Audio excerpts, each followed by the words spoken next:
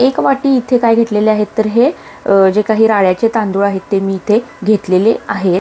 तर राळ्याचा तांदूळ आणि वरळीचा तांदूळ किंवा राळ्याचा भात आणि वरळीचा भात ह्याच्यामध्ये फार मोठा फरक आहे, कारण की जे काही हे समान म्हणजे एकसारखे हे नाही आहेत।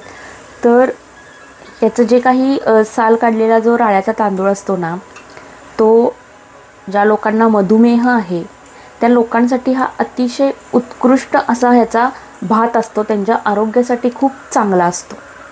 हा इतका पौष्टिक तांदूळ असतो ना की हा एकतर ग्लुटेन फ्री असतो, त्यामुळे पचायला फार हलका असतो, हा पटकन पचला जातो। त्याच पद्धतीने शुगर असलेल्या लोकांसाठी, कोलेस्ट्रॉल नियंत्रित करण्यासाठी आणि त्याच पद्धतीने हाडांच्या बळकटीसाठी हा जो तांदूळ असतो हा अतिशय उत्कृष्ट असतो।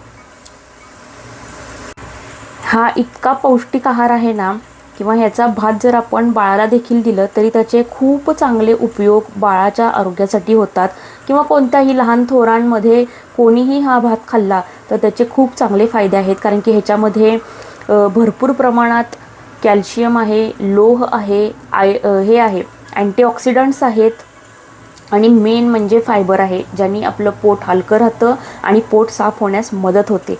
त्यामुळे हा एक संपूर्ण आहार असं देखील म्हटलं तरी चालेल।